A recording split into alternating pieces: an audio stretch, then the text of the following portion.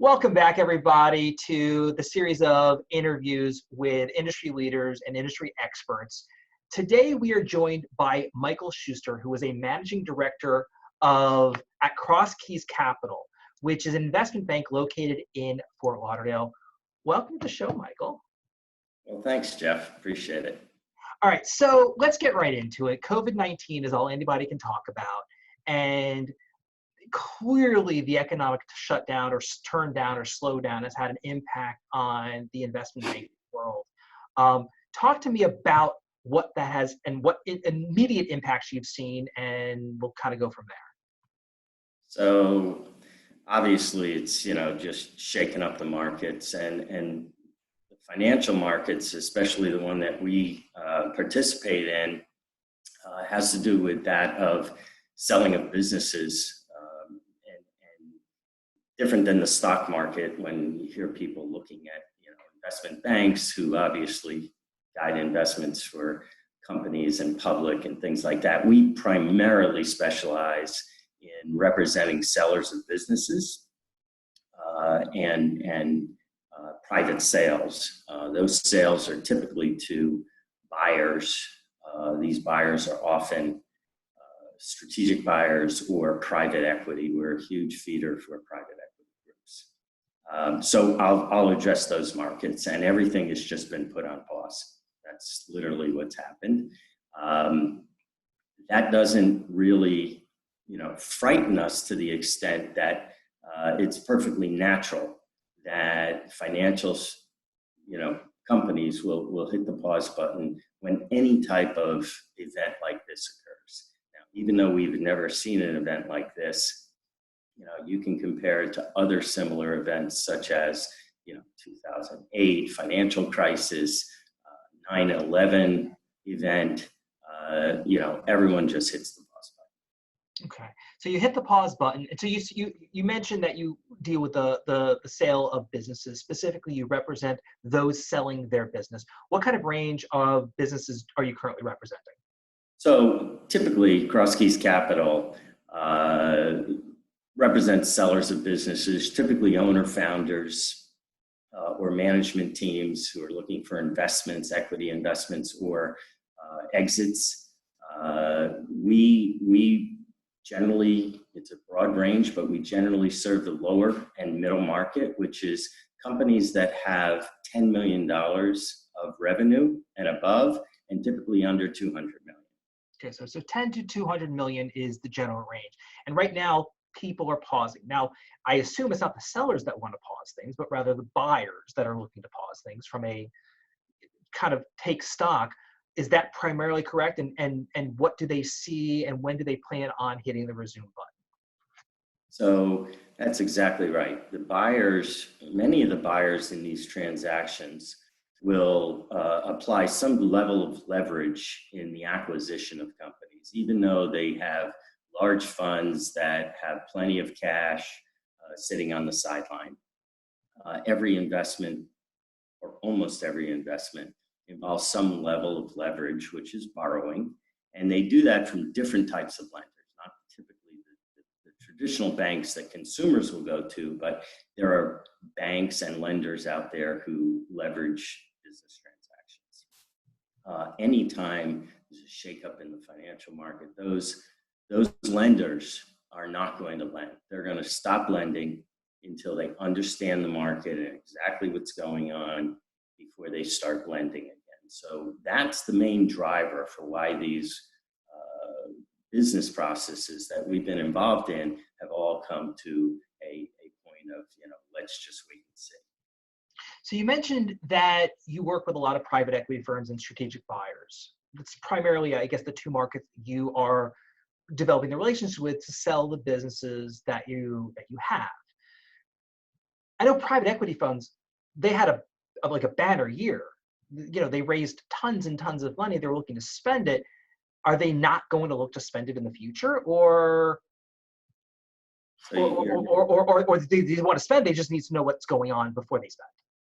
Well, history will be able to look back and really talk about what happened during this COVID-19 crisis. But what the financial markets and most of what I'm reading is speculating will happen is that we should, when things level off and start to, improve, and this awful period we're in right now calms down and everyone starts to get back to work and is safe to go back to work. What we think, or what the markets are talking about happening, is that there will be an immediate, return very quickly to activity that we've seen pre the virus crisis. Okay. And the reason for that is going into this, everyone's talked about the economy being extremely strong, at least in mergers and acquisitions and the transaction world. Most companies, if not all, were in very, very good shape, very strong balance sheets, lots of cash sitting in those balance sheets going into this. To address specifically what you were referring to, at least in the private equity side, those private equity firms have been out raising funds and had record fundraising years for the last 2 and 3 years. So the amount of what they call dry powder, that's money sitting on the sideline waiting to be invested in acquisitions of companies, hit an all-time high in 2019, 18 and 19. So, that money has to eventually be deployed into acquisitions. Generally, that money is not used to help prop up what they call portfolio companies. So those are companies they already own. So, we anticipate, or at least are hopeful, that when we get back to business again, that those private equity groups are going to be looking to resume acquisitions and spending that money that they've raised. So ultimately, they're looking to spend the money, but I know that in the private equity area, the multipliers, the valuations keep going up and up and up because there's so much more money out there in the private sector. It's kind of impacted pricing in a very meaningful way. So from a seller perspective, it's been fantastic. From a buyer perspective, it just, it's harder to find the deals. My question is how much is this, how much is COVID-19 going to impact the valuations? I mean, it has to have impacted at least a little bit, right? I mean, well, there's no doubt about it. Whenever a market gets shooken up the way this market has, valuations are going to be impacted. The strength of companies, and it'll take time to look at and look back at the trailing earnings and the trailing revenues and how bad this impact was. And depending on how certain companies came through this period of COVID-19 will absolutely change the valuations that were paid pre-COVID-19 versus post-COVID-19. And, as middlemen and investment bankers in the middle of these transactions, we'll be working closely with buyers and sellers to understand what that market really means.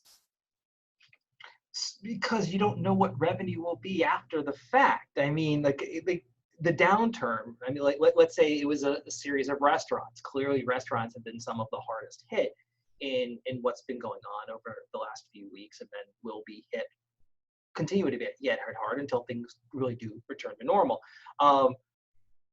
How do you even begin to start figuring out what that looks like? Because if the strength of the company is there, and it's even in a mostly recession-proof business, do you base it on prior sales? Do you base it on the short-term? I mean, how do you even start to look at that? I mean, I'm a marketing guy. I just make stuff pretty for a living. I don't even know how to even look at what that looks like. So you just asked a very interesting question, and that's the question that everyone will be asking on both sides of a transaction. And the market will determine, what it will be.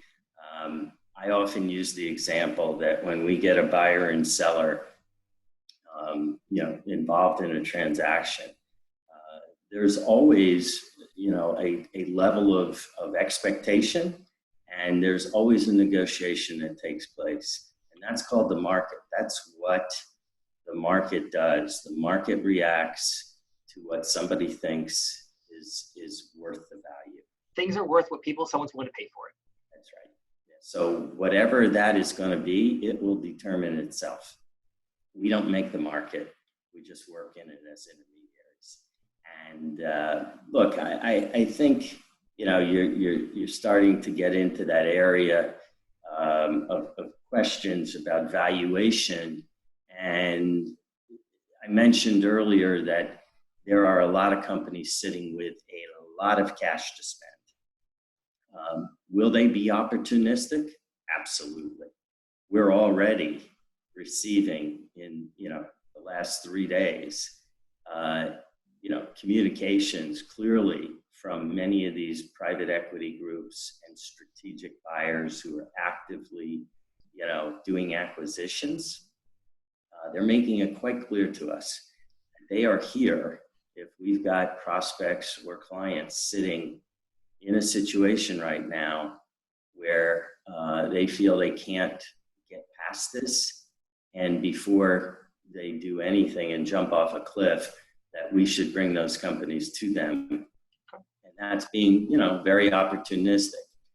I think other people may refer to that as being a vulture, but pretty much call it what you want. It's a condition, it's a situation right now in the market.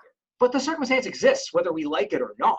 I mean, and if to use your words, before a business falls off the cliff, finding someone to help bail you out, even if it's a deal that you ordinarily wouldn't want to take, if it's the choice between that and worse, sometimes you go with the deal that's better. So I think it's fascinating that they've got the cash, they're ready to jump in. It feels very similar to conversations that I've had with friends and clients and colleagues, that they've got cash sitting on the sidelines on just the pure, the typical kind of stock market, traditional investment market, but they're ready to put it into play because, the Dow is at 29,000, now it's at 19,000. And they're liking things to stabilize a little bit, sort of the putting things on pause the way your buyers are putting things on, not your buyers, but the buyers of your clients. You represent the sellers, but how they're putting things on pause until they kind of have a better idea, and then they're ready to jump on and be opportunistic. Be like, hey, I've got money, and I'm not going to take advantage of the fact that I got some money. Absolutely. And, we really, as advisors to our clients, we're working with each one of them, staying in close communication. At the time we're doing this interview, last night, the COVID-19 bailout program got voted on, and we're all making sure that we read up on that and understand what it means so that we can help our clients get anything available to them into play as quickly as possible to keep the strong companies we were representing strong and not see them deteriorate to a point that could have been avoided by just utilizing some of the things that may be in that bill. So we want to be very close to our clients, keep them as viable as possible and as strong as they can be. Many of our clients were very strong going into this. That's why we were out marketing them to buyers at those high multiples you talked about. If we can bring them through this period and come out of it with similar strength, then there's a good chance that we'll be able to continue their process without a huge deterioration in the multiple. I would even think, and correct me if I'm wrong, if you're representing a company that was able to weather this with either without a blip or a minimal blip, it would almost increase their overall value, I would think, because they're showing how truly quality the company is. So the acquisition would be less risky, no? You're absolutely right. And some of the businesses that we represent right now are considered essential services, and they're actually busier now than they were pre the crisis. So, if that keeps up, it will show a real test of time and be very valuable should we ever have or face a similar crisis to this again. So, this is an interesting time, and it'll be a case study in the future to look back on. But other companies, I happen to do a lot of aviation and have a high concentration in that area. Now, those businesses are suffering greatly. However, I understand, part of this bailout package is a huge carve out for the aviation industry. How that impacts them and what happens is yet to be seen. But it just depends on the business. Some of them will actually become more valuable in this time. Others will not. For the ones who are suffering and just can't hold on, and there aren't enough, programs out there for them to carry them through from the government, then those companies, before they just make decisions that are past the point of return, we may be able to help them as well. So let's pivot for a moment. I know that you like to meet prospective sellers up to 5 years out prior to their sale, so you can help them get ready for sale. Okay, Right. I know that's we've chatted about that in the past.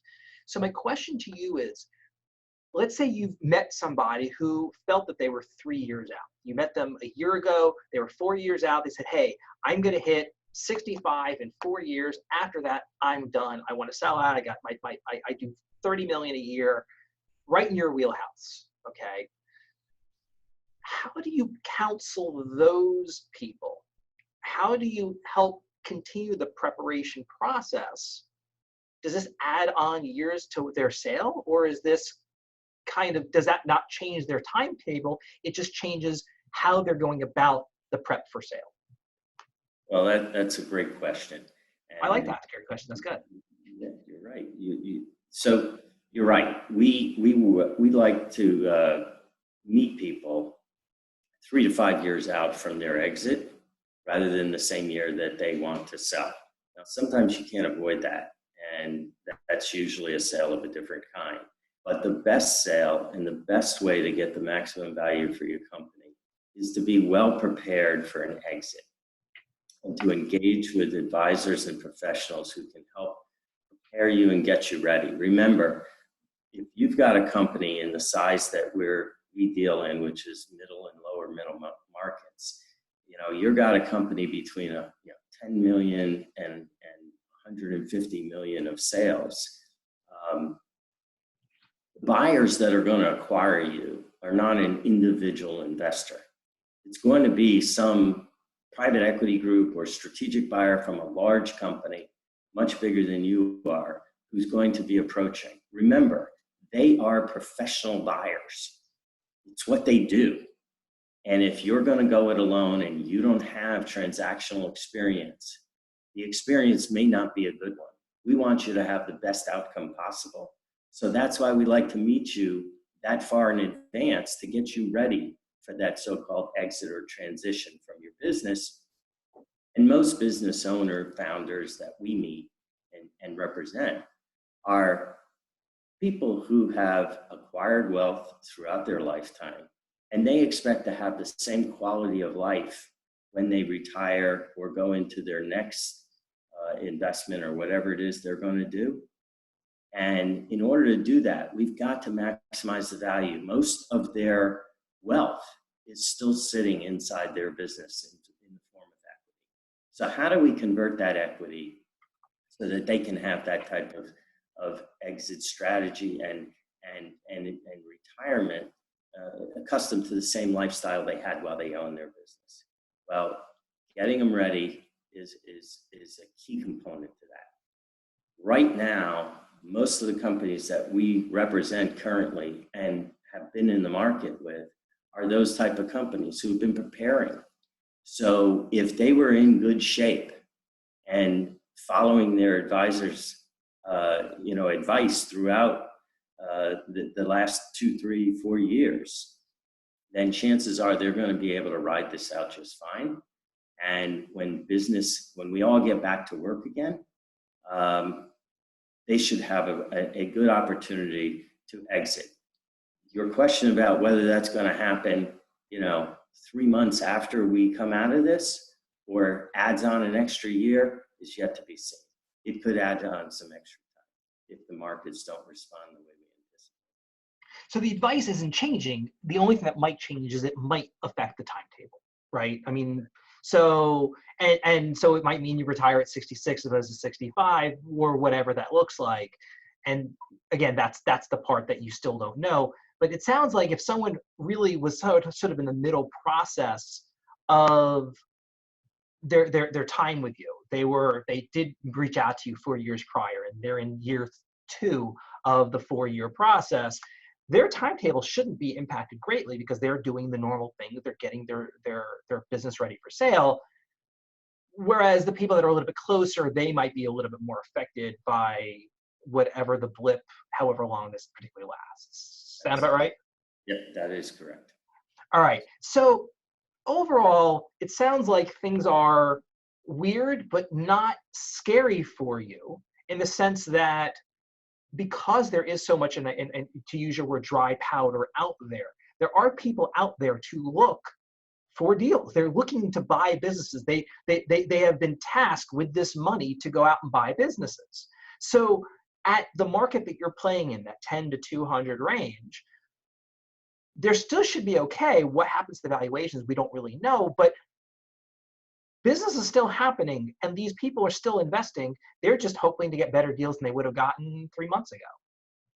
You're exactly right. And I look at it really like, 2 groups of situations right now. You've got the ones that have to get through this period and then see where the market settles in and continue the process to hopefully get their transaction done. The other one is the group of people who are struggling or having a hard time, and helping those people make those tough decisions, and making sure they know all their options before they hit the point of no return button. So, if there's people out there who are talking to their attorneys and accountants and asking those tough questions about what do I do to make payroll next week or next month, they need to explore all options right now during a time like this. We're very optimistic that if you're strong enough to hold on, do everything you can to keep your company intact. Kind of like Humpty Dumpty. Once you fall off the wall, it's hard to put those pieces together again. So don't let your company get dismantled if there's a way to keep it together and intact. We'll get through this, and there'll be a market for your business after COVID-19. But if you can't make it, then explore all your options with your advisors. Look for even if it's an option of last resort, there may be somebody out there who want the goodwill and customer lists and certain things that you have that could still have value in this situation. There are opportunistic people out there. Well, you don't want to think about the vultures, the opportunistic people that are out there, but it sounds like that's a decent option. But overall, I mean, from what I'm hearing from you, although things are on pause, it's not really doom and gloom right now. I mean, it's not, people are concerned, rightfully so, but at least from your perception and of the markets that you're dealing with, there's not a frantic component. It's simply, let's see what happens and go from there. And there's money out there. People want to invest. People still want to sell. They still want to be involved, which is, it's pretty reassuring. I mean, from a small business owner myself, that's pretty exciting to hear that at least in that level, people aren't freaking out. We are optimistic and we're hopeful, right? Because in these situations, you don't want to make rash decisions or as an advisor, you don't want to advise your clients to make decisions that could be detrimental to them later on that they could have worked through. But the reason why we have this confidence and why we feel optimistic is because of the strength coming into this mess. The buyers, the private equity groups, the strategic buyers out there who acquire companies, were in very good shape. We were not seeing a deteriorating economy in the M&A world. We were seeing lots of strength, record fundraising years. I mean, we have to go through this awful period, and it's a setback for most, but it would be very unusual to find us slide into a place we don't want to be.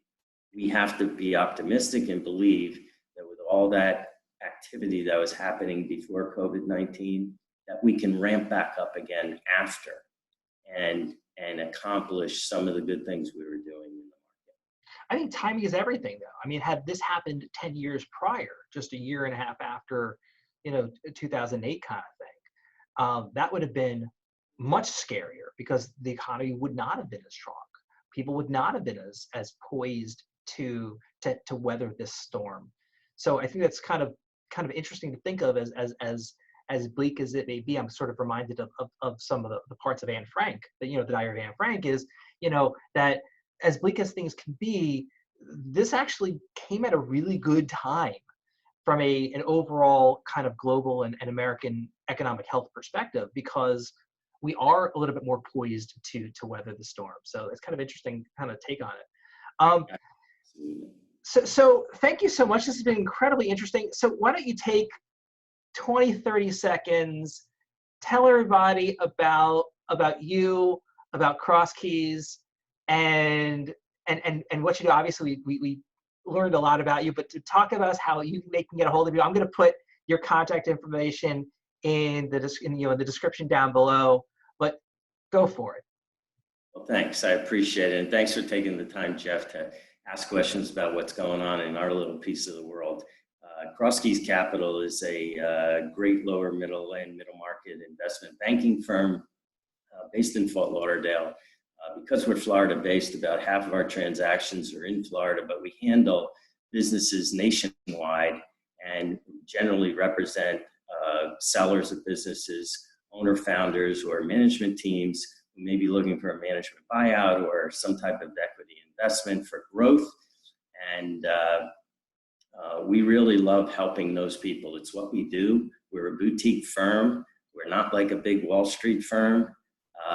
We really provide value, and we'd like to believe we provide a lot of value to our owner-founder clients that we work with and handle the transactions. We are, in terms of transaction size, sell-side investment bank, the largest in the state of Florida, and we've won a number of awards. You can go to our website, crosskeyscapital.com, and see all the awards we've won, and also representative transactions. All of the transactions we've closed are up on our website. You can see the various industries that we work in. We work in all different industries, and love to help anyone out there who's just even evaluating their options, either now or in the future. Sounds good. I will point out that Flying Chimp did not design the CrossKeys Capital website, although we should have, and we should talk about that another time.